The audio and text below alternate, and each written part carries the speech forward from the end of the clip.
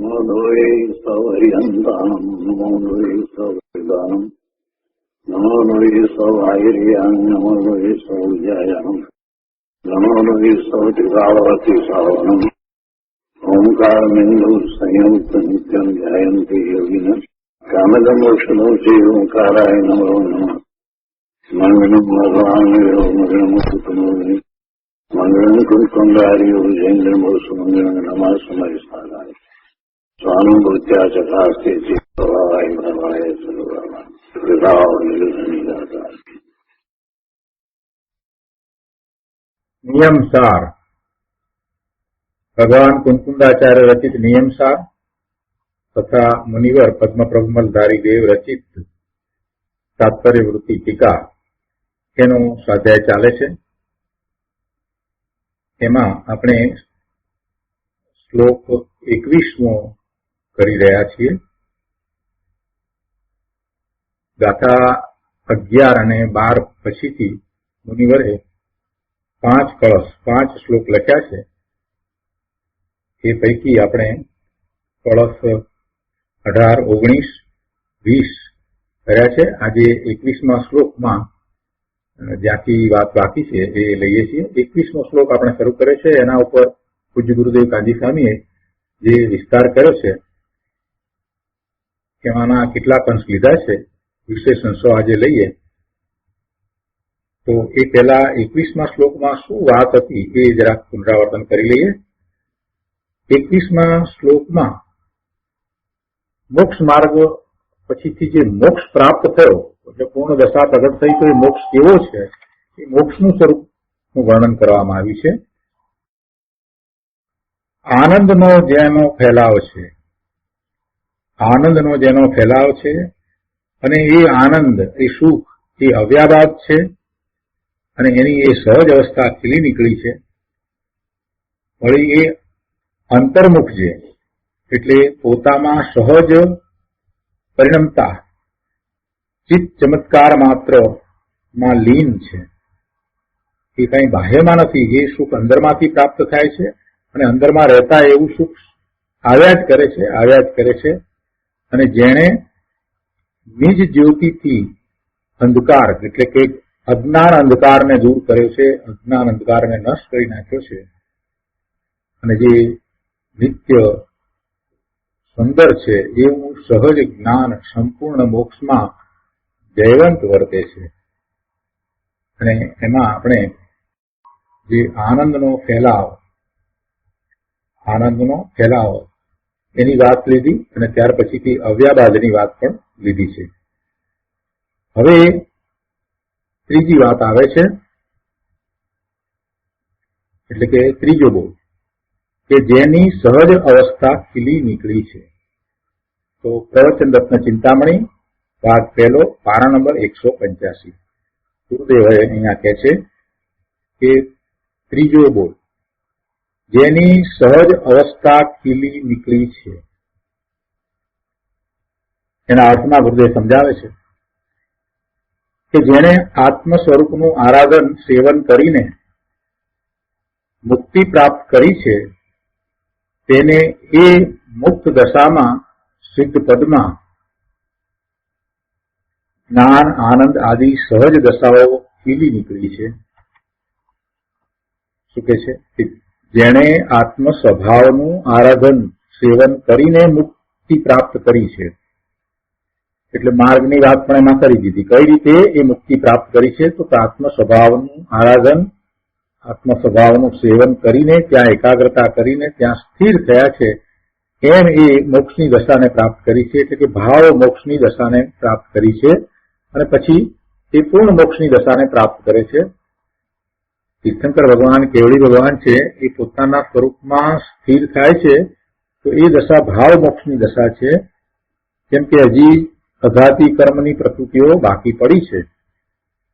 પણ એ દશામાં 4 ઘાતી કર્મોનો ક્ષય થયો છે, સર્વ કસાયો ગયા છે અને એમણે જે પ્રાપ્ત કર્યું છે એટલે કે અનંત જ્ઞાન, અનંત દર્શન, અનંત વીર્ય, અનંત સુખ એ પ્રગટ કર્યું છે. એવા જ અનંત ચતુષ્ટય પ્રગટ કર્યા છે. તો એમની જે દશા છે એને આપણે ભાવ મોક્ષની દશા કહીએ છીએ. અને એવી ભાવ મોક્ષની દશા આત્મ સ્વભાવનું સેવન કરીને, આરાધન કરીને પ્રાપ્ત થઈ છે. તો કહે છે કે એ મુક્ત દશામાં, અને જયારે એ 4 અઘાતી કર્મનો પણ ક્ષય થઈ જાય છે તો પછી પૂર્ણ મુક્ત દશા થાય છે, એટલે કે સિદ્ધ દશા થાય છે. તો કે એ મુક્ત દશામાં અને સિદ્ધ પદમાં જ્ઞાન, આનંદ આદિ સહજ દશાઓ ખીલી નીકળી છે. ગુરુદેવ અહીંયા એક વાત કહે છે કે જો જ્યારે તે નિગોદમાં હતો ત્યારે એ બધી અવસ્થાઓ સંકોચાઈ ગઈ હતી, બીડાઈ ગઈ હતી. એટલે કે અંદરમાં તો એ બધું પડ્યું હતું, એ અવસ્થા રૂપે બહાર પ્રગટ ન હતું, પણ એ અવસ્થાઓ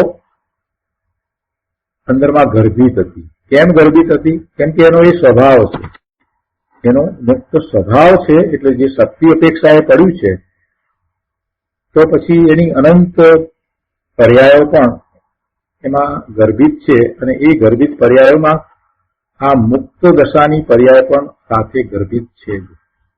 આપણે પર્યાયના પ્રવાહનો વિચાર કરીએ તો અનંત પર્યાય છે ને એવો આખો પ્રવાહ છે, એવો આખો પર્યાયનો પ્રવાહ છે. હવે બીજી તરફ આપણે આત્મ સ્વરૂપનો વિચાર કરીએ તો જે ધ્રુવ છે, જે અનંત ગુણ પડ્યા છે તે ધ્રુવ રૂપે પડ્યા છે, એનું પરિણમન પણ છે, એટલે એની પર્યાય પણ થાય છે, તો અનંત પર્યાય પણ છે. તો એ પર્યાય જ્યારે એનું લક્ષ્ય થશે ત્યારે પછી નિર્મળ થવાની જ છે, અને એ નિર્મળ પર્યાય પણ અંદરમાં પ્રવાહમાં તો ગર્ભિત છે. એટલે એ અવસ્થાઓ પહેલા જયારે એ નિગોદમાં હતો ત્યારે બધી અવસ્થાઓ બીડાઈ ગઈ હતી, અને અત્યારે એ પ્રગટ થઈ છે, એ ખીલી નીકળી છે. અહીંયા 185માં પાના ઉપર આગળ ત્રીજા પેરેગ્રાફમાં કહે છે કે સિદ્ધ પદમાં તો સહજ દશા ખીલી નીકળી છે. અર્થાત અંદરમાં જે સહજ જ્ઞાન અને સહજ આનંદમય સ્વરૂપ ત્રિકાળ છે તે ત્યારે પૂર્ણ વ્યક્ત થઈ પર્યાયમાં પ્રગટ થઈ જાય છે. અહીંયા તો મુક્તિની પ્રાપ્તિ થઈ છે, મોક્ષ કેવો છે એનું વર્ણન ચાલે છે ને, એટલે એનું વર્ણન કરતા કહે છે કે એ ખીલી નીકળી છે, દશાઓ ખીલી નીકળી છે. અનંત જ્ઞાન, અનંત આનંદ, અનંત સુખ, અનંત વીર્યની એ સહજ દશા છે, અને એ ખીલી નીકળી છે. સહજ આનંદમય સ્વરૂપ, સહજ જ્ઞાનમય સ્વરૂપ છે તો ત્રિકાળ, પણ એ ત્રિકાળ જે અંદરમાં પડ્યું હતું એ હવે અત્યારે પર્યાયમાં પ્રગટ થયું છે, અને એ પૂર્ણ વ્યક્તતા થઈ છે. અંદરમાં જે પડ્યું છે એની પૂર્ણ વ્યક્તતા થઈ છે. અને ગુરુદેવે ફરી અહીંયા પણ લીંડી પીપરનું ઉદાહરણ આપ્યું છે, જેમ કે લીંડી પીપરમાં અંદર તીખાશ ભરી છે અને પછી એને ભૂંકતા એ પૂરેપૂરી તીખાશ બહાર આવે છે, એવી રીતે પોતાના સ્વરૂપમાં એકાગ્રતા કરતા એને આ સહજ દશાઓ પ્રગટ થાય છે. એના પછી એના આગળના પેરેગ્રાફમાં બોલ લે છે કે જે અંતર્મુખ છે, જે અંતર્મુખ છે, એટલે મોક્ષની પર્યાય અંતર્મુખ છે. મોક્ષની પર્યાય અંતર્મુખ છે, એટલે કે મોક્ષમાં કઈ બહારમાં કઈ છે એમ નથી. એ ભાવ મોક્ષની દશા છે, એટલે હરિયત પરમેશ્વરની દશા છે, ત્યારે પણ એ અંતર્મુખ દશા જ છે. અને પછી પૂર્ણ દશા છે એટલે સિદ્ધ દશા છે, ત્યારે પણ એ મોક્ષની દશા તો અંતર્મુખ જ છે, બહારમાં તો કાંઈ નથી. મોક્ષ થાય છે, જીવનો મોક્ષ થાય છે તો પહેલા અરિયંત દશા થાય છે, તો એ વખતે એ દશા ભાવ મોક્ષ તરીકે આપણે એટલા માટે કહીએ છીએ કે 4 અઘાતીકરણ બાકી પડ્યા છે. તો ત્યારે એ દશા છે, એ વખતે પણ એ અંતર્મુખ દશા જ છે, તો તે પોતાના સ્વરૂપમાં સ્થિર થઈ ગયા છે. અને પછી એ આયુષ, નામ, ગોત્ર અને વેદનીય એ કર્મની પ્રકૃતિઓ ક્ષય પામે છે, એટલે પછી યોગ પણ રહેતા નથી, અને શરીરને છોડીને નિર્વાણ પામીને એ જીવ એક સમયમાં સિદ્ધશિલા ઉપર બિરાજી જાય છે. તો ત્યારે પણ એ અંતર્મુખ દશા જ છે. અંતર્મુખ થવા માટે કઈ મનની જરૂર પડતી નથી. સમજાય છે? અહીંયા મોક્ષની પર્યાય અંતર્મુખ છે, સિદ્ધ પદ અંતર્મુખ છે. તો હવે સિદ્ધ ભગવાનને અંતર્મુખ થવા માટે કઈ મનની જરૂર પડતી નથી કે પછી મન દ્વારા હું નાયક છું એમ આગળ વધતા વધતા પછી અંદર જવાય છે, એમ નથી. એ તો અંદરમાં છે જ. એ તો અંદરમાં જ છે ને, અંદરમાં છે એ જ રીતે એ અંદરમાં ને અંદરમાં રહીને જ સિદ્ધ શિલા ઉપર બિરાજી જાય છે. 13મા ગુણસ્થાનથી પ્રભુ અંતર્મુખ જ છે. આ સમજવા જેવું છે.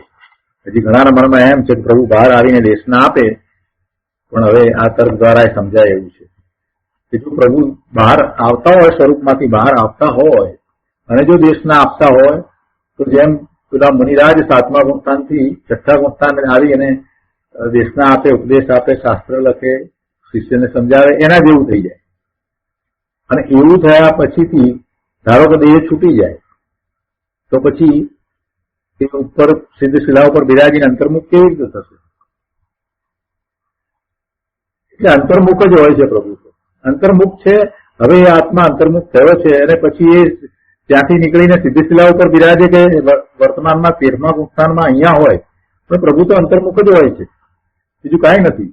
વાત આ સમજવાની છે કે મોક્ષની દશા, જે ભાવ મોક્ષની દશા છે ત્યારે પણ પ્રભુ તો અંતર્મુખ છે, અને પૂર્ણ મોક્ષની દશા થાય છે, નિર્વાણ થાય છે અને સિદ્ધ શિલા ઉપર બિરાજી જાય છે ત્યારે પણ પોતે અંતર્મુખ જ છે. ત્યારે આ સંસાર દશા જે વિકારી અવસ્થા છે એ તો બહિર્મુખ છે. સંસાર અવસ્થામાં એ બહારમાં જ છે, એ અંદરમાં છે જ નહીં. ક્યારેક એવો એ અનુભવ કરે છે અને અંદરમાં જાય છે તો એને સમ્યક પ્રગટ થાય છે અને ત્યાર પછીથી જીવન બદલાઈ જાય છે. પછી એની દશા આખી ભલે ને બહારમાં હોય તો પણ જુદા પ્રકારની હોય છે. એટલે સંસારી દશા, વિકારી દશા તે બહિર્મુખ છે, જ્યારે મોક્ષની પર્યાય અંતર્મુખ છે.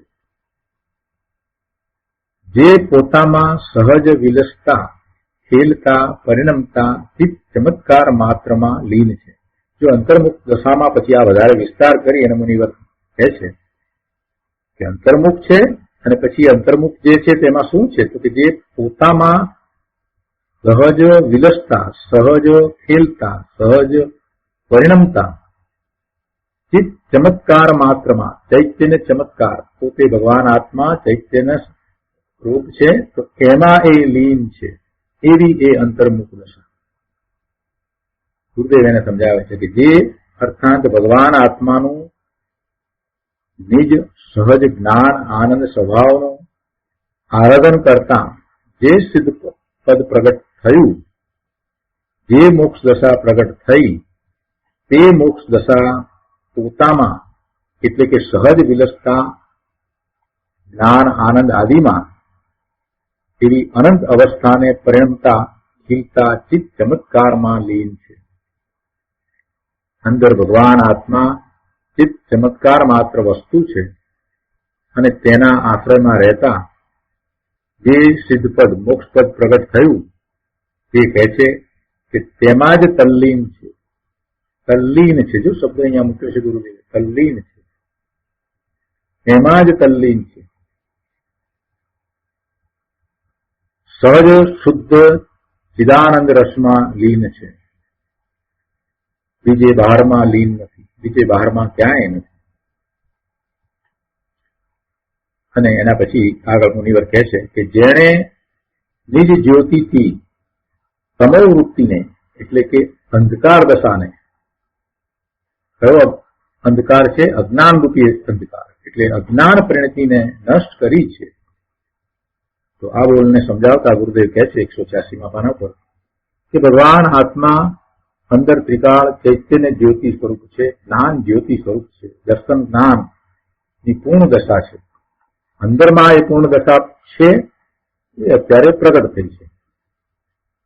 જ્ઞાનની જહર જ્યોતિર્મય એવા અપરિમિત સ્વભાવનો સાગર પ્રભુ આત્મા છે. જ્ઞાનને સીમા નથી, ને માત્ર ને જાણે એ વાત આમાં ગર્ભિત છે. જ્ઞાનની જહર જ્યોતિર્મય એવા અપરિમિત સ્વભાવનો સાગર પ્રભુ આત્મા છે. કોઈ સીમા નથી, જ્ઞાનને કોઈ સીમા નથી, એટલે કે જ્ઞેય માત્ર ને જાણે એવું, અને એ અનંત કાળ સુધી જાણે એવું ભગવાન આત્મા છે. તો તેના ભાન અને ધ્યાન દ્વારા એને તમોવૃત્તિનો એટલે કે અજ્ઞાન અંધકારનો નાશ કર્યો છે. જ્ઞાન સ્વરૂપે રહ્યો એટલે હવે અજ્ઞાન રહ્યું નહીં. જ્ઞાન સ્વરૂપે પોતે થયો છે, પૂર્ણ જ્ઞાન સ્વરૂપે રહ્યો એટલે અજ્ઞાન રૂપી અંધકારનો નાશ થયો છે. પ્રકાશ છે એટલે અંધકાર નથી, જ્ઞાન છે એટલે અજ્ઞાન નથી. રાગ હું છું ને રાગમાં મજા છે, ને પુણ્ય હું છું ને એ પુણ્યના પરિણામ મારા છે ને તેમાં મજા છે, એને કારણે સારી ગતિ મળે છે. આ વર્તમાનમાં જે મળ્યું છે એમાં મને મજા છે. આ સારી પત્ની છે તો સારા પતિ છે, એના બાળકો સારા છે, આ બધું છે તો મારે તો મજા છે. આ બધો મિથ્યાત્વ ભાવરૂપ તમો ભાવ છે. તમો ભાવ એટલે અજ્ઞાન ભાવ છે. મિથ્યાત્વ છે, ખોટી માન્યતા છે, અને એ અજ્ઞાન રૂપે છે. તમોવૃત્તિ છે, એને તમોવૃત્તિ કહી છે. લોકોને પૂછીએ ને તો કેમ છો, તો બસ આપણે તો આનંદ છે, મજામાં છીએ, બસ છોકરાઓ બે સેટ થઈ ગયા છે અને બસ હવે આ વ્યાજની ને બધી આવક આવે છે તો આનંદ છે, બસ ફરીએ છીએ, મજા કરીએ છીએ. ઘણા લોકો મળે, ઇન્ડિયામાં મળે ને અમેરિકામાં મળે. ગુરુદેવ કહે છે કે આ તો તમોવૃત્તિ છે ભાઈ, તું તો અજ્ઞાન અંધકારમાં રજળી રહ્યો છો. તું મજામાં નથી, તું અજ્ઞાન અંધકારમાં રજળી રહ્યો છો. જ્યાં સુધી તને તારા સ્વરૂપનું ભાન થયું નથી ત્યાં સુધી તને એ વાત બેસશે જ નહીં. તને સમજાશે નહીં કે અંદરમાં કેવો આનંદ પડ્યો છે. એક વાર એનો અનુભવ જેને થયો છે ને, એક વાર પણ એને એનો અનુભવ થયો છે ને, એની આખી વાત બદલાઈ જાય છે. એને આ બધામાં ક્યાંય રસ પડતો નથી. સહજ વૈરાગ્ય થાય છે, સહજ ઉદાસીનતા વર્તે છે. જે કાલે નષ્ટ થવાનું છે, જે ક્ષણિક છે, એવી આ બધી પર્યાયો, આ પૂતગળના સ્કંદ, સંખ્ય પરમાણુ પૂતગળો ભેગા થાય અને એની આ જે રચના ને એમાંય બદલાવ તો સમય સમય થાય છે, પણ એ દ્રષ્ટિગોચર થતો નથી, પણ એ થઈ રહ્યો છે. અને એ પૂતગળો પણ એમાંથી છૂટા પડી જવાના છે. એટલે એમાં તો મોહી પડ્યો છે પ્રભુ, પૂતગળની રચનામાં મોહી પડ્યો છે. એ તો અજ્ઞાન છે. ગુરુદેવ કહે છે કે એ તમોવૃત્તિ છે, એ અજ્ઞાન ભાવ છે. અને અહીંયા કહે છે કે જયારે આ મોક્ષની દશા થઈ છે ત્યારે હવે આવી કોઈ તમોવૃત્તિ રહેતી જ નથી. પોતે પૂર્ણ જ્ઞાન સ્વભાવે થયો છે. નિજ જ્યોતિથી પ્રગટ નિજ સહજ જ્ઞાન વડે એણે એવા તમોભાવને નષ્ટ કરી દીધો છે. બહુ સરસ વાત મૂકી છે. જ્ઞાન ભાવે થતા આ બધું ચાલી જાય છે, અજ્ઞાન ચાલી જાય છે. અજ્ઞાન ચાલી જવું એ તો બહુ મોટી વાત છે. કોઈ પ્રકારે અજ્ઞાન જ રહે નહીં, કોઈ પ્રકારે ઊંધી માન્યતા રહે નહીં. એવી અદભુત દશા. હવે અજ્ઞાન નથી તો પછી કેટલા બધા પ્રશ્નોના સમાધાનો આપોઆપ થઈ જાય છે. તો વિચાર કરીએ તો આપણને મોટાભાગના જે પ્રોબ્લેમ છે ને, જે પ્રશ્ન છે ને, એ બધાનું કારણ શું છે? જ્ઞાન જ છે. જ્યાં સુધી વસ્તુને બરાબર જાણતા નથી ને ત્યાં સુધી જ એ બધા રહે છે.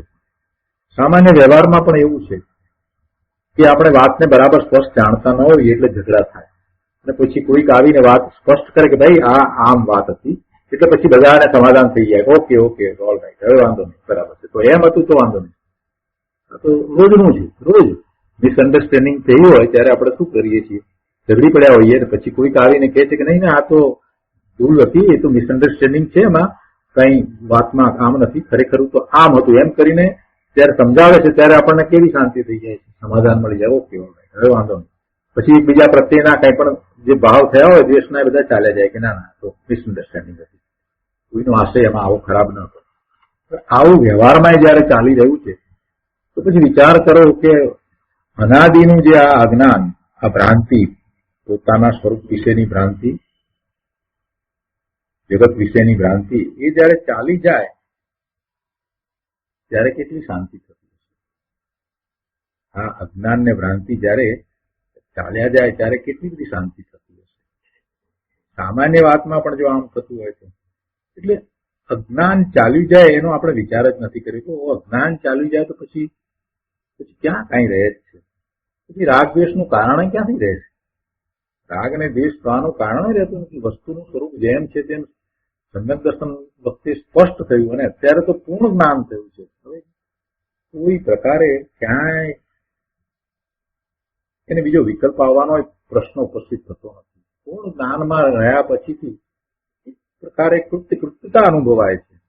સમ્યક દર્શન પછી પણ એવી કૃત્યતા અનુભવાય છે કે બહારમાં આ જે કંઈ થઈ રહ્યું છે એ પોતાથી જુદું છે અને પોતાને એની સાથે કાંઈ નિસ્બત નથી. એ એના કારણે થાય છે અને પોતે પોતાનામાં સુખી છે, પોતે પોતાનામાં આનંદમાં છે, પોતે પોતાની અંદર શાંતિમાં છે. આવો ભાવ તો સમ્યક દર્શન થયા પછી થાય છે. તો વિચાર કરીએ કે જયારે આ પૂર્ણપણે અજ્ઞાન ચાલ્યું જાય પછી તો કેવી દશા થતી હશે. કેટલી અદભુત વાત કરી છે. આપણે થોડો ગંભીરતાથી એનો વિચાર નથી કર્યો કે જે પ્રગટ થાય છે એમાં શું શું થાય છે. સુખની વાત કરી પહેલા, આવ્યા બાદ સુખની વાત કરી. આ જ્ઞાનની વાત કરે છે અહીંયા કે જ્ઞાન જ્યોતિ પ્રગટ થતા એ તમોવૃત્તિ, તમોભાવ બધું નષ્ટ થઈ જાય. અહીંયા આજ પાના ઉપર ત્રીજા પેરેગ્રાફમાં કહે છે કે હું ચિન્હ માત્ર જ્યોતિ સ્વરૂપ ભગવાન આત્મા છું એમ ભાન કરીને, એવું ભાન તો સમ્યક દર્શન થયું ત્યારે થયું એને. એવું ભાન તો સમ્યક દર્શન થયું ત્યારે એને થયું કે હું ચિન્હ માત્ર જ્યોતિ સ્વરૂપ ભગવાન આત્મા છું.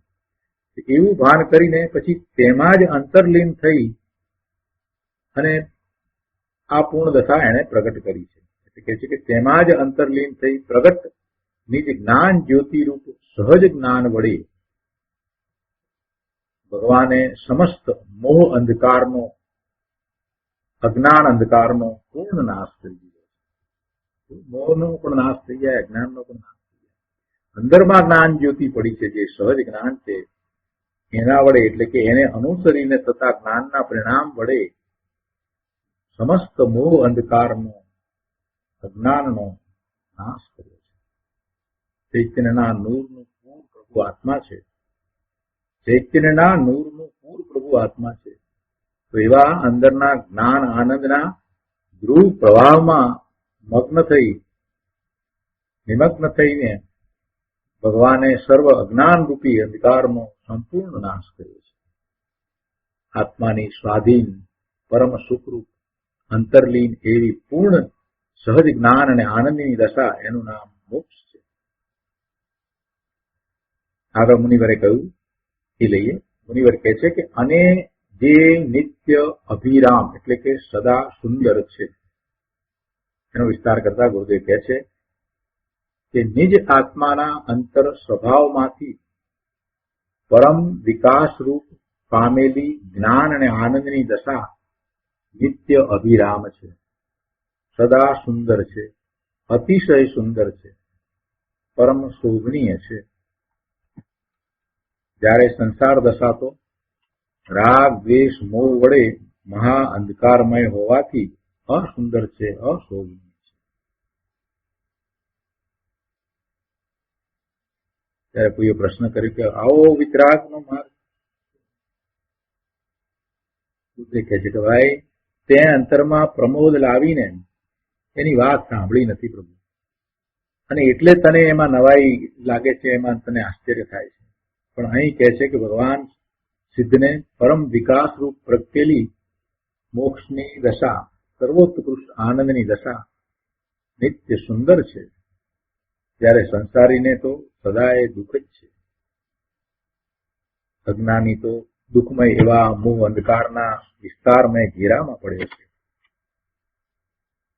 અને આગળ કહે છે, છેલ્લી વાત મુનિવર કહે છે કે એવું સહજ જ્ઞાન સંપૂર્ણ મોક્ષમાં જયવંત વર્તે છે. ગુરુદેવ કહે છે કે ત્રિકાળી જ્ઞાન આનંદ સ્વરૂપ તો જયવંત છે જ. જે અંદરમાં પડ્યું છે, દરેક જીવને અંદરમાં શાશ્વત સત્તા રૂપે પડ્યું છે, એ જે શક્તિ રૂપે પડ્યું છે તે ત્રિકાળી જ્ઞાન આનંદ સ્વરૂપ તો જયવંત છે જ. પણ તેની દશા એટલે હવે જે પ્રગટતા થઈ છે, જેનો પૂર્ણ વિકાસ થઈ અને જે પર્યાય પ્રગટ થઈ છે તે જયવંત વર્તે છે, એમ વાત છે. ત્રિકાળી જ્ઞાન આનંદ સ્વરૂપ તો જયવંત છે જ, અત્યારે પણ જયવંત જ છે. પણ હવે તો આજે મોક્ષની દશા થઈ છે, તો કે છે કે આ પૂર્ણ વિકાસ રૂપ જે દશા થઈ છે તે જયવંત વર્તે છે એમ વાત છે.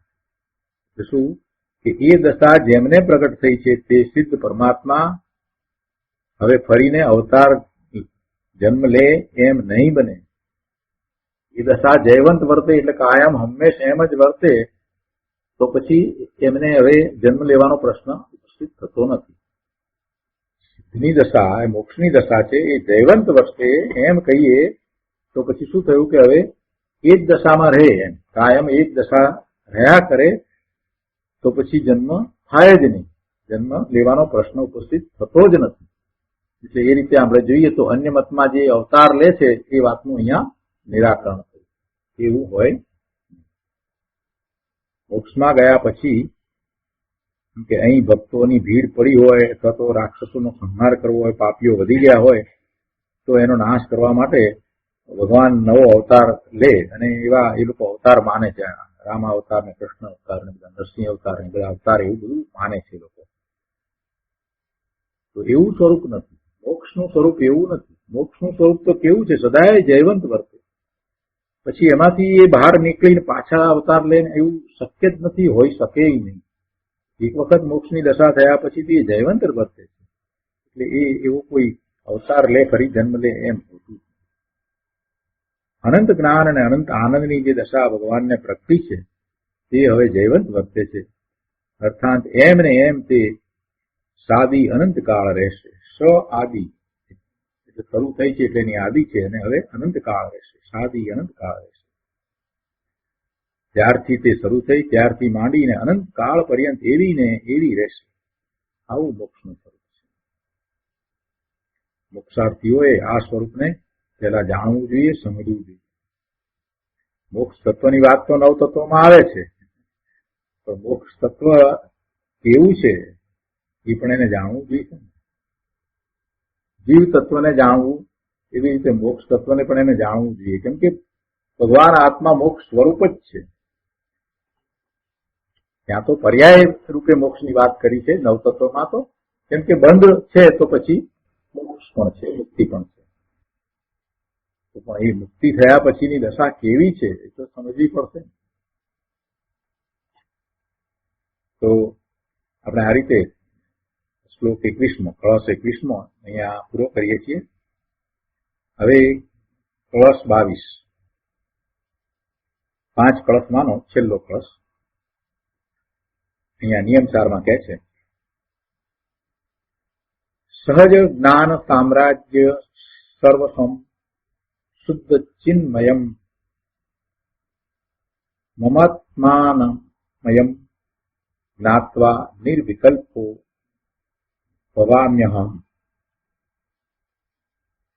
22મા કળશના અર્થમાં કહે છે કે સહજ જ્ઞાન રૂપી સામ્રાજ્ય જેનું સર્વસ્વ છે,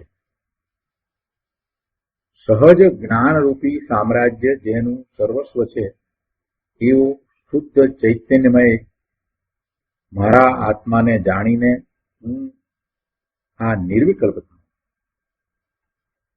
પોતાને નિર્ણય થયો. શું નિર્ણય થયો? આ મોક્ષનું વર્ણન કર્યું, પોતાનું વર્ણન થયું. શક્તિ અપેક્ષાએ તો એ પોતાનું જ વર્ણન છે. એટલે હવે નિર્ણય થયો કે સહજ જ્ઞાન રૂપી સામ્રાજ્ય જેનું સર્વસ્વ છે એવું શુદ્ધ ચૈતન્યમય આત્મા એટલે કે હું છું, એવો શુદ્ધ ચૈતન્યમય આત્મા હું છું જેનું સામ્રાજ્ય સહજ જ્ઞાન રૂપી છે. અને એમ જાણીને એવો નિર્ણય કરીને હું હવે નિર્વિકલ્પ છું. મુનિવરે પોતાની ભાવના બાવી છે. એનો વિસ્તાર ગુરુદેવ પાસેથી સમજીએ. પ્રવચન રત્ન ચિંતામણી ભાગ 1 પાના નંબર 188. અહીંયા કહે છે કે નિગોદમાં જ્ઞાન અત્યંત અલ્પ એટલે કે અક્ષરના અનંતમાં ભાગે થઈ ગયું હોય. એટલે જ્ઞાન ગુણ નહીં પણ જ્ઞાનનો ઉઘાડ. નિગોદમાં જ્ઞાનનો ઉઘાડ અત્યંત અલ્પ હોય, અક્ષરના અનંતમાં ભાગે ઉઘાડ હોય. જ્યારે સિદ્ધ દશામાં જ્ઞાન સર્વ અનંતી કળાએ પૂર્ણ કળાએ ખીલી નીકળ્યું. આવી મોક્ષ દશા એ આત્માની એક સમયની અવસ્થા છે, અને આવી અવસ્થા એ એક પછી એક દરેક સમય થયા કરે છે. આ મોક્ષની દશા છે, પર્યાય છે, તે આત્માની એક સમયની અવસ્થા છે, પણ જયારે એ શરૂ થાય છે પછી થયા જ કરે છે. અને આવી અનંત અવસ્થાઓ જેમાંથી નીકળે છે એવું જ્ઞાન એ તારું સામ્રાજ્ય છે. તું ભગવાન આત્મા જ્ઞાન સ્વરૂપ છો, અને તારું સામ્રાજ્ય શું છે? તો કે તારી આવી પૂર્ણ દશા, જ્ઞાનની પૂર્ણ દશા એક પછી એક નીકળ્યા જ કરે છે, એ તારું સામ્રાજ્ય. અનંત અનંત જ્ઞાન, આનંદ આદિ ગુણોથી શોભાયમાન જ્ઞાન ઘનપિંડ એવો તું રાજા છો, અને જ્ઞાન તારું સામ્રાજ્ય. લોકોને પણ ક્યાં આ વાત બેસે? એને બહારના રાજા અને એનું રાજ્ય ને એનું સામ્રાજ્ય સમજાય, પણ પોતે ભગવાન આત્મા રાજાઓનો રાજા છે, ઇન્દ્રોનો ઇન્દ્ર છે, એ વાત એને નથી સમજાતી. અને પોતાના સામ્રાજ્યમાં અનંત ગુણો વિકાળ પડ્યા છે, અને એનું પરિણમન જે થઈ રહ્યું છે એ અદભુત છે, એ વાત એને નથી બેસતી. આ બધું એનું સામ્રાજ્ય જે છે એનો એ વિચાર નથી કરતો. બધું અહીંયા બીજા પેરેગ્રાફમાં સમજાવે છે કે ભગવાન આત્મા સચિદાનંદ પ્રભુ જ્ઞાનની મૂર્તિ છે. જેમ સાકર ગળપણના સ્વભાવરૂપ છે, સાકરને ગળપણ હોય, તેમ આત્મા જ્ઞાન સ્વભાવરૂપ છે. આત્માને જ્ઞાન સ્વભાવ જ છે, અને તે તેનું સામ્રાજ્ય છે. આ બહારમાં જે બાગ બંગલા અને બગીચા એ તારું સામ્રાજ્ય નથી, પણ જેમાં આખું લોકાલોક જણાય એવું જે પોતાનું જ્ઞાન સ્વરૂપ છે, તે જ્ઞાન પોતાનું સામ્રાજ્ય. જેમાં આખું લોક અને અલોક, લોકાકાશની અંદર બધા જ દ્રવ્યો રહેલા છે, એટલે એવું લોક અને અલોક, એટલે લોકાલોક જણાય એવું જે પોતાનું જ્ઞાન સ્વરૂપ છે, તે જ્ઞાન પોતાનું સામ્રાજ્ય છે. એના પછીના પેરેગ્રાફમાં ચોથી લીટીમાં કહે છે કે જે જ્ઞાન અને આનંદના સ્વભાવથી શોભે તે આત્મા રાજા છે. જ્ઞાન આનંદના સ્વભાવથી શોભે તે આત્મા રાજા છે, અને જ્ઞાન અને આનંદ એ એનું સામ્રાજ્ય છે. આત્માની અંદર જે આ બધું જાણવાનો સ્વભાવ છે એવું અપરિમિત જ્ઞાન, તે એનું સામ્રાજ્ય છે. આગળના પેરેગ્રાફમાં કહે છે કે જો અંદર સર્વસ્વ એમ શબ્દ છે, તો ભગવાન આત્માનું જે સહજ જ્ઞાન સ્વરૂપ છે, જે એનો સ્વભાવ છે, જે એનું જ્ઞાન સ્વરૂપ છે, જે એનો સ્વભાવ છે, તે તેનું સર્વસ્વ છે. આપણે કહીએ ને કે ભાઈ મારું તો આ બસ આટલું છે, આ મકાન છે જ મારું સર્વસ્વ છે, અથવા તો આપણે એમ કહીએ ને કે ભાઈ મારી પાસે તો બસ આટલું બેંકમાં બેલેન્સ છે, બસ આટલું, આ જ મારું સર્વસ્વ છે, એ સિવાય મારી પાસે બીજું કાંઈ નથી, આ જ બધું જે છે તે આ જ છે, એમ આપણે કહીએ છીએ ને, આ જ બધું સર્વસ્વ છે, બધું આ જ છે. અહીંયા કહે છે કે એનો જ્ઞાન સ્વભાવ છે તે એનું સર્વસ્વ છે, અને એ જ્ઞાન સ્વભાવ અપરિમિત છે, અને એમાં તો લોકાલોક આખું જણાઈ જાય છે. જગત આખું જેમ છે તેમ એને જણાઈ જાય છે. એટલું જ નહીં, પણ પોતાનામાં રહેલા અનંત ગુણો જે સ્વાભાવિક નિર્મળ પરિણમન છે, એ પણ એ જ્ઞાનની અંદર અનુભવમાં આવી જાય છે. અંદરમાં પડેલા સુખ, શાંતિ, નિર્મળતા, સ્વચ્છતા, આ જે ગુણો છે એનું જે સ્વાભાવિક પરિણમન, શુદ્ધ નિર્મળ પરિણમન, એ પણ બધું એ જ્ઞાનમાં સમાય છે, જ્ઞાન દ્વારા અનુભવમાં આવે છે. એ એનું સામ્રાજ્ય છે, એ બધું એનું સર્વસ્વ છે. અર્થાંત પોતે જ પોતાના જ્ઞાન સ્વભાવનો સ્વામી એવો ચક્રવર્તી છે. આવો રાજા ચક્રવર્તી, આવો રાજા ચક્રવર્તી આત્મા છે. અને આગળ કહે છે કે એવો શુદ્ધ ચૈતન્યમય મારા આત્માને જાણીને હું આ નિર્વિકલ્પ થાઉં. હવે મુનિવર પોતાની વાત કરે છે. પહેલા તો આ વાત કરી, આ જાણ્યું, એટલે હવે કહે છે કે હવે હું નિર્વિકલ્પ. મુનિરાજ હવે પોતે પોતાની વાત કહે છે કે આ આત્મા એક જ્ઞાન સ્વભાવમય છે, અર્થાત અંદર હું આવો છું. એક જ્ઞાન મારું રાજ્ય છે, મારી શોભા સુંદરતા છે, મારું સર્વસ્વ છે. એમ અંતરમાં શુદ્ધ ચૈતન્યમય પોતાના આત્માને જાણીને મુનિવર કહે છે કે હું આ નિર્વિકલ્પ થાઉં છું, અર્થાત વિકલ્પ રહિત વિતરાગી શાંતિની દશાને હું પ્રાપ્ત કરું છું. મુનિરાજ કહે છે, હું અંદર એકલા જ્ઞાનનો પુંજ છું, પૂર્ણ સ્વભાવનો રસકંદ છું. આવા અભેદ એક જ્ઞાનમય, જો જ્ઞાનવાળો એમ નહીં, જ્ઞાનમય. જ્ઞાનવાળો તો બે વસ્તુ જુદી હોય.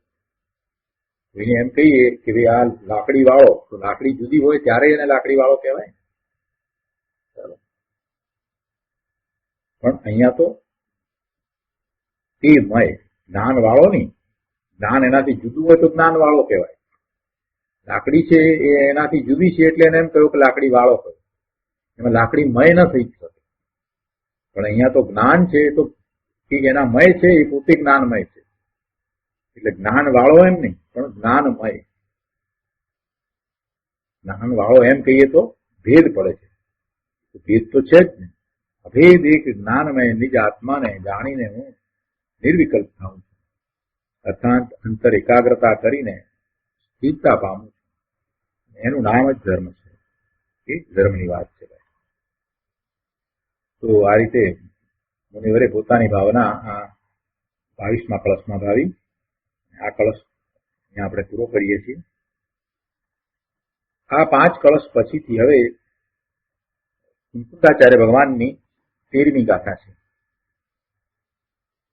11મી અને 12મી ગાથામાં જ્ઞાન ઉપયોગની વાત આવી. હવે દર્શન ઉપયોગની વાત આવશે. દર્શન ઉપયોગ જો સૌથી પહેલા શરૂઆતમાં કહ્યું ને કે ચૈતન્ય અનુવિધાયી પરિણામ તે ઉપયોગ. ચૈતન્યને અનુસરનારા પરિણામ તે ઉપયોગ.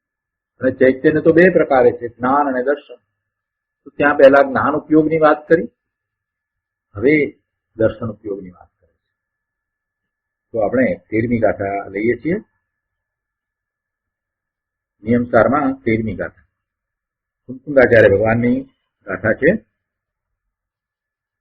તથા દર્શન ઉપયોગ સ્વસ્વભાવેતર વિકલ્પ તો વિવિધ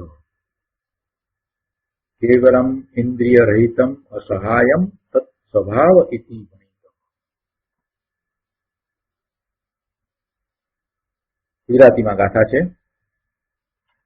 ઉપયોગ દર્શનનો સ્વભાવ વિભાવ રૂપ વિવિધ છે. અસહાય ઇન્દ્રિય વિહીન કેવળ તે સ્વભાવ કહે. દર્શનનો ઉપયોગ બે પ્રકારે છે, વિવિધ બે પ્રકારે છે, સ્વભાવ અને વિભાવ રૂપ. જેમ જ્ઞાન ઉપયોગને આપણે બે પ્રકારે કહ્યો હતો ને, સ્વભાવ જ્ઞાન ઉપયોગ અને વિભાવ જ્ઞાન ઉપયોગ.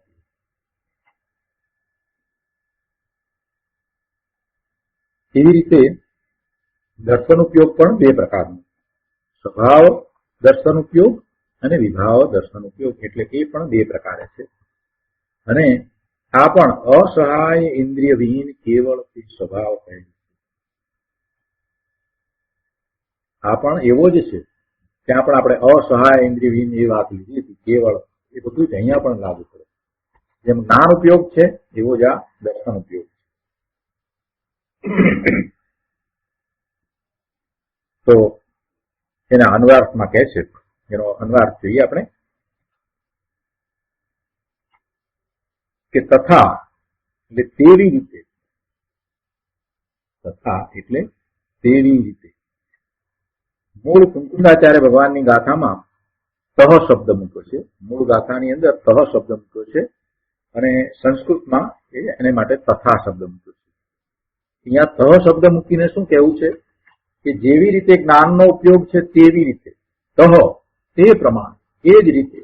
જેમ કે અગાઉ ગાથા જે આવી ને 11-12, તો એના અનુસંધાનમાં આ ગાથા 13મી છે. તો જ્યાં જ્ઞાન ઉપયોગ જે રીતે છે એનું વર્ણન જે રીતે કર્યું, તો કે તેવી રીતે તહ દંશણ ઉવગો એમ કરીને ગાથા લખી છે. તો અહીંયા તથા એટલે તેવી રીતે, એટલે અનુસંધાન તમને મેળવી દીધું કે તમે 12મી ગાથા સુધી જે વાત સમજ્યા છો જ્ઞાન વિશેની, તો તેવી રીતે અહીંયા દર્શન ઉપયોગની વાતને પણ સમજો. તેવી રીતે દર્શન ઉપયોગ સ્વ સ્વભાવે તર વિકલ્પ, એટલે કે તેવી રીતે દર્શન ઉપયોગ સ્વભાવ અને વિભાવના ભેદથી વિવિધ, એટલે 2 પ્રકારનો છે. કેવલમ ઇન્દ્રિય રહિતમ અસહાયમ, જે કેવળ ઇન્દ્રિય રહિત અને અસહાય છે, તત સ્વભાવ ઇતિ ભણિત, તે સ્વભાવ દર્શન ઉપયોગ કહ્યો છે. અહીંયા ભણિત શબ્દ મૂક્યો છે ને, એટલે અને મૂળ ગાથામાં પણ ભણીદમ એમ શબ્દ છે. વર્ધમાનની ભાષા કુંકુંદાચાર્ય ભગવાનની, એની અંદર ભણીદમ, અને એનું બરાબર ભાષાંતર અહીંયા ભણીત થયું છે. ત્યારે ભણીત અને ભણીદમ એમ જે આવે છે ને, તો કોણ ભણીદમ, કોણ ભણીત, કોણ કહે છે? ભણીતમ એટલે જે કહે છે તો કોણ કહે છે? એ હંમેશા સમજવું કે એ જીનેશ્વર ભગવાનની વાત છે. એમ જયારે દર્શાવવું ત્યારે એ વખતે એમ શબ્દ મૂકવામાં આવે છે, ભણીત. કોણ ભણીત? એ જીનેશ્વર ભગવાન એમ ભણે છે અથવા તો એમ કહે છે. ભણીતમ શબ્દ મૂક્યો છે. ગાથાઓમાં કુંકુંદાચાર્ય ભગવાને જયારે આ ભણીદમ શબ્દ મૂક્યો છે ત્યારે દિનેશ્વર ભગવાન એમ કહે છે એમ કરીને એનો વિસ્તાર કરવામાં આવે છે. એનું કારણ જ આ છે. ભણીદમ તો કોણ ભણીદમ, કોણ ભણે છે એની વાત કહેવામાં આવે. તો આપણે બધા મિથ્યા દ્રષ્ટિઓ વાત કરીએ એની વાત છે? જે અપૂર્ણ જ્ઞાની છે એની વાત છે? ના, જે પૂર્ણ જ્ઞાની છે એમણે આ કહ્યું છે, બસ. એટલે એની પર મોહર લાગી ગઈ. દિનેશ્વર ભગવાન કહ્યું છે. ભણીદમ શબ્દ મૂકી અને આ જે કહેવામાં આવ્યું છે એમાં કોઈ હવે શંકા કે આશંકા જેવું છે જ નહીં. એને કોઈ શંકાને સ્થાન જ નથી. એ વાત એમ જ છે. એક શબ્દનું મહત્વ છે. આટલા બધા સ્વાધ્યાય કર્યા પછી આપણે આ બધું સમજવું જોઈએ પ્રભુ. હવે તો નહીં સમજીએ તો ક્યારે વાત આવશે? ભણીદમ, કોણ ભણે, કોણ ભણે અને કોણ ભણે એની વાત કહેવામાં આવે. કોણ ભણે એની વાત કહેવામાં, સામાન્ય કોઈ ભણે છે એની વાત કઈ નથી કરવામાં આવે.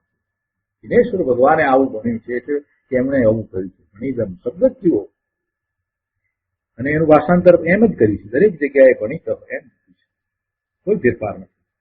અહીંયા ગુજરાતીમાં કહેલ છે એમ કહ્યું છે, પણ આ જે ભાષામાં જે મૂળ શબ્દ જે પડ્યો છે એમાં ઘણો વધારે ઊંડો ભાવ સમાયો છે. ગુજરાતીમાં એ વાત તે રીતે કહેવામાં આવી છે, બરાબર જ છે, પણ આ વાત સમજવાની જરૂર છે કે પ્રભુના જ્ઞાનમાં એમ આવ્યું છે. પ્રભુના જ્ઞાનમાં એમ આવ્યું છે કે આ દર્શન ઉપયોગ છે તે સ્વભાવ અને વિભાવના ભેદથી 2 પ્રકારનો છે. અને એ ઉપયોગ કેવળ છે, માત્ર એમ નહીં, કેવળ છે એટલે એ જ છે, એમ બીજું કઈ નથી. એમ ઉપયોગ જે કેવળ છે તો કેવળ એ ઉપયોગ જ છે. જેમ કેવળ જ્ઞાનની વાત કરી હતી તેવી રીતે આ કેવળ દર્શન. અને ઇન્દ્રિય રહિત છે, અસહાય છે. એને બીજા કોઈની અપેક્ષા નથી, બીજા કોઈની મદદથી નથી. એ પોતે સ્વભાવજન્ય છે અને એ ઇન્દ્રિય રહિત છે, એટલે કે ઇન્દ્રિયો દ્વારા એ કઈ અનુભવમાં આવતો નથી. ઇન્દ્રિય પણ એ અનુભવમાં આવે છે એવો એ દર્શન ઉપયોગ. અને એવું કોણે કહ્યું છે? દિનેશ્વર ભગવાને કહ્યું છે.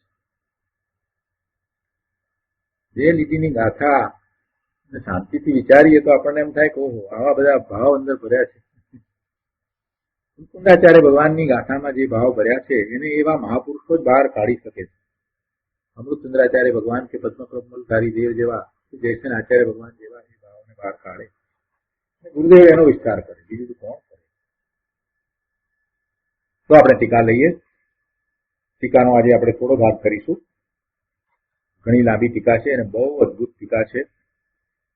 આપણને આ પહેલા જ્ઞાન ઉપયોગ સમજાયો છે એટલે સમજવામાં અઘરી નહીં પડે, પણ છતાં પણ મારી બધાને ખાસ વિનંતી છે કે શાંતિથી સમજવું. ક્યાંય અઘરું છે નહીં. અને જ્ઞાન ઉપયોગ જેમ સમજાયો છે એમ આ દર્શન ઉપયોગ પણ સમજાશે જ. બસ એક ભાવ સાથે સમજવાનું છે. ટીકામાં કહે છે કે આ દર્શન ઉપયોગના સ્વરૂપનું કથન છે. દર્શન ઉપયોગની અહીંયા વાત કરી છે. જેમ જ્ઞાન ઉપયોગ બહુવિધ ભેદો વાળો છે, ઘણા ભેદ વાળો છે, જ્ઞાન ઉપયોગમાં ઘણા ભેદ કર્યા, એવી રીતે દર્શન ઉપયોગ પણ તેવો છે. અહીંયા દર્શન ઉપયોગમાં પણ પહેલા બે ભેદ કયા, સ્વભાવ દર્શન ઉપયોગ અને વિભાવ દર્શન ઉપયોગ. જો જ્ઞાન ઉપયોગમાં પણ પહેલા આપણે સ્વભાવ જ્ઞાન ઉપયોગ અને વિભાવ જ્ઞાન ઉપયોગ એમ બે ભેદ પાડ્યા છે. અહીંયા પણ સ્વભાવ દર્શન ઉપયોગ અને વિભાવ દર્શન ઉપયોગ. સ્વભાવ દર્શન ઉપયોગ પણ બે પ્રકારનો છે. સ્વભાવ દર્શન ઉપયોગ પણ બે પ્રકારનો છે, કારણ સ્વભાવ દર્શન ઉપયોગ અને કાર્ય સ્વભાવ દર્શન ઉપયોગ. જો જ્ઞાન વખતે પણ આપણે આ જ વાત લીધી હતી કે કારણ સ્વભાવ જ્ઞાન ઉપયોગ અને કાર્ય સ્વભાવ જ્ઞાન ઉપયોગ એમ એ સ્વભાવ જ્ઞાન ઉપયોગના બે ભેદ કર્યા હતા, કારણ અને કાર્ય. એ જ પ્રમાણે અહીંયા દર્શનમાં પણ વાત લીધી છે કે દર્શન સ્વભાવ ઉપયોગ એ બે પ્રકારે સ્વભાવ દર્શન ઉપયોગ છે અને વિભાવ દર્શન ઉપયોગ છે. અને એમાં સ્વભાવ દર્શન ઉપયોગના બે ભાગ કર્યા, કારણ સ્વભાવ દર્શન ઉપયોગ અને કાર્ય સ્વભાવ દર્શન ઉપયોગ. કારણ સ્વભાવ દર્શન ઉપયોગ છે એ કારણ રૂપે છે અને એને લીધે કાર્ય સ્વભાવ દર્શન ઉપયોગ એવું કાર્ય પ્રગટ થાય છે. એટલે જે કારણ સ્વભાવ દર્શન ઉપયોગ છે એ તો અંદરમાં પડેલ શક્તિ છે, અંદરમાં પડેલી શક્તિ છે. જેમ જ્ઞાન ઉપયોગ વખતે વાત આપણે કરી હતી એ જ રીતે અહીંયા દર્શન ઉપયોગમાં પણ સમજવાનું છે. અહીંયા એની સ્પષ્ટતા કરી છે એ આપણે લઈએ છીએ. કે છે કે ત્યાં કારણ દ્રષ્ટિ તો સદા પાવનરૂપ અને ઔદૈક આદિ ચાર વિભાવ સ્વભાવ પરભાવોને અગોચર એવો સહજ પરમ પારિણામિક ભાવરૂપ જેનો સ્વભાવ છે, જે કારણ સમયસાર સ્વરૂપ છે, નિરાવરણ જેનો સ્વભાવ છે, જે નિજ સ્વભાવ સત્તા માત્ર છે, જે પરમ ચૈતન્ય સામાન્ય સ્વરૂપ છે, જે અકૃત્રિમ પરમ સ્વ સ્વરૂપમાં અવિચળ સ્થિતિમય શુદ્ધ ચારિત્ર સ્વરૂપ છે, જે નિત્ય શુદ્ધ નિરંજન જ્ઞાન સ્વરૂપ છે અને જે સમસ્ત દુષ્ટ પાપો રૂપ વીર દુશ્મનોની સેનાની પ્રજાના નાશનું કારણ છે, એવા આત્માના ખરેખર સ્વરૂપો શ્રદ્ધાન માત્ર જ છે. અર્થાત કારણ દ્રષ્ટિ તો ખરેખર શુદ્ધ આત્માની સ્વરૂપ શ્રદ્ધા માત્ર છે. કારણ દ્રષ્ટિ અને કાર્ય દ્રષ્ટિ. કારણ દ્રષ્ટિ અને કાર્ય દ્રષ્ટિ. કારણ દ્રષ્ટિની અહીંયા વાત કરવામાં આવી. પહેલા તો દ્રષ્ટિ એટલે શું એ સમજી લઈએ. દ્રષ્ટિનો અર્થ થાય છે દર્શન, અને દર્શન શબ્દના આપણે ઘણા અર્થ જાણીએ છીએ. અહીંયા બે અર્થ લેવાના છે, બંને અર્થ અહીંયા લેવાના છે. દર્શન એટલે સામાન્ય પ્રતિભાસ, સામાન્ય અવલોકન કે જેમાં વિશેષતાથી જાણપણું ન કરવામાં આવે એવું સામાન્ય અવલોકન, સામાન્ય પ્રતિભાસ, સામાન્યપણે જાણવું એટલે કે દેખવું, જેમાં ભેદ કરીને જોવામાં ન આવે, ભેદ કરીને જાણવામાં નથી આવતું એવું સામાન્ય પ્રતિભાસ, સામાન્ય અવલોકન, એ દેખવું એ સામાન્ય, એ દર્શનનો એક અર્થ. અને દર્શનનો બીજો અર્થ છે શ્રદ્ધા. દર્શન એટલે શ્રદ્ધા. જયારે દર્શન ઉપયોગની વાત કરતા હોઈએ ત્યારે આપણને પહેલા એમ જ થાય કે દર્શન ઉપયોગ ને જ્ઞાન ઉપયોગ બંને સાથે છે, અને એમ જયારે જ્ઞાન થયું છે તે પછી શ્રદ્ધા એવી જ હોય છે. આ વાત આપણે બરાબર જાણીએ છીએ. સમક્ષના પુરુષાર્થમાં પણ આ વાત આપણે સમજ્યા છીએ કે દર્શન ને જ્ઞાન જે બંને સાથે જાય છે અને એવું જ્ઞાન થાય છે ત્યાર પછીથી એવી જ શ્રદ્ધા થાય છે. એટલે છૂટું પાડીએ, એક પછી એક કરીએ તો આપણને બરાબર સમજાય કે દર્શન છે, પછી જ્ઞાન છે અને પછી શ્રદ્ધા છે. પણ એ શ્રદ્ધાને પણ દર્શન કહેવાય છે. એટલે ઘણી વખત આપણે આમ જ બોલીએ કે સમ્યક દર્શન, સમ્યક જ્ઞાન, સમ્યક ચારિત્ર, ત્યારે જે સમ્યક દર્શન છે એમાં બંને વાત સમાઈ જાય છે. એક તો જ્ઞાનની સાથે રહેલું દર્શન એટલે જે અવલોકન, સામાન્ય પ્રતિભાસ, જેને જ્ઞાન સાથે અવિનાભાવી સંબંધ છે. સદમસ્તને જયારે જ્ઞાન થાય ત્યારે પહેલા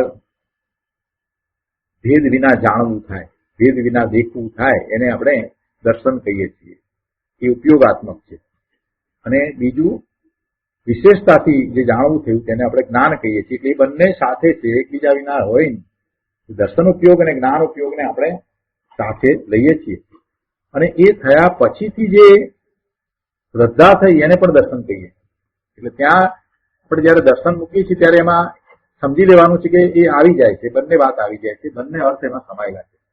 એવી રીતે અહીંયા પણ આ બંને અર્થને સાથે સમાવી લીધા છે. એટલા માટે આ રીતે વાત કરવામાં દ્રષ્ટિ. તો દ્રષ્ટિ કહેતા દર્શન, અને દર્શન એટલે શ્રદ્ધા, અને દર્શન એટલે સામાન્ય પ્રતિભાસ. હવે અહીંયા એમ કે છે કે જ્યાં જે અર્થ ઘટતો હોય ત્યાં તે અર્થ સમજવો, બંને અર્થો ગર્ભિત હોય ત્યાં બંને સમજવા. જો આ બહુ સ્પષ્ટ કરી દીધું છે. અહીંયા જ્યાં જે અર્થ લાગુ પડતો હોય એ તો લેવો, એ તો બરાબર સમજીએ છીએ, પણ એક જ વસ્તુમાં જ્યાં બંને અર્થ ગર્ભિત હોય ત્યાં બંને સમજવા, બહુ અહીંયા સ્પષ્ટ કર્યું છે. અને એ વાત આગળ આવશે. દ્રષ્ટિ, તો દ્રષ્ટિ એટલે દર્શન, અને દર્શનનો પહેલો અર્થ જે છે તે સામાન્ય પ્રતિભાસ, અને બીજો અર્થ છે તે શ્રદ્ધા. સામાન્ય પ્રતિભાસ જે આપણને થાય છે તે પછી વિશેષતાથી જે જાણવું થાય છે એને જ્ઞાન કહીએ છીએ. સામાન્ય પ્રતિભાસ એને દેખવું કહીએ છીએ. એટલે દેખવું, જાણવું, દર્શન, જ્ઞાન. અને એવું દર્શન જ્ઞાન થયા પછીથી જે શ્રદ્ધા થાય અને એને પણ આપણે દર્શન કહીએ. એટલે એ દર્શન જે શ્રદ્ધા રૂપે છે એ, અને આ સામાન્ય પ્રતિભાસ રૂપે છે, એ બંનેની વાત આમાં આવશે. અને બંનેની વાત જ્યાં જે રીતે આવે ત્યાં તેનો અર્થ સમજવો, અને ક્યાંક તો એ બંને અર્થ ગર્ભિત હશે એવી વાત પણ અંદર આવશે. તો કારણ દ્રષ્ટિ જેને આપણે એમ કહીએ કે કારણ સ્વભાવ દર્શન ઉપયોગ એમ પણ કહીએ. પણ એટલો માત્ર અર્થ નથી, એમાં ઘણો વિસ્તાર આવશે, કેમ કે અહીંયા શ્રદ્ધાની વાતને પણ સાથે લીધી છે. તો અહીંયા આપણે આ 13મી ગાથાની શરૂઆત કરી દીધી છે. હવે આ ટીકા આગળ આવતા સ્વાધ્યાયમાં આપણે લઈશું. ત્યાર પછીથી ગુરુદેવે જે રીતે સમજાવ્યું છે એ રીતે બરાબર સમજીશું. ફરીથી એકવાર બધાને ખાસ અનુમોદના, ખાસ વિનંતી કે પ્રભુ જ્ઞાન ઉપયોગ સંબંધીની જે વાત આવી છે એ ફરીથી પુનરાવર્તન કરી અને આવતા સ્વાધ્યાયમાં આવવું એટલે થોડું સહેલું પડે. દર્શન ઉપયોગમાં વાત થોડીક જુદી પણ આવશે, પણ પેલું અંતરમાં હશે ને તો જલ્દીથી સમજાશે, જલ્દી પકડાશે. તો જ્ઞાન ઉપયોગનું ફરીથી રિવિઝન કરીને આવવા ખાસ અનુમોદન. તો આજનો સ્વાધ્યાય આપણે અહીંયા સુધી રાખીએ છીએ. હવે સુખધામ બોલીએ. સુખધામ અનંત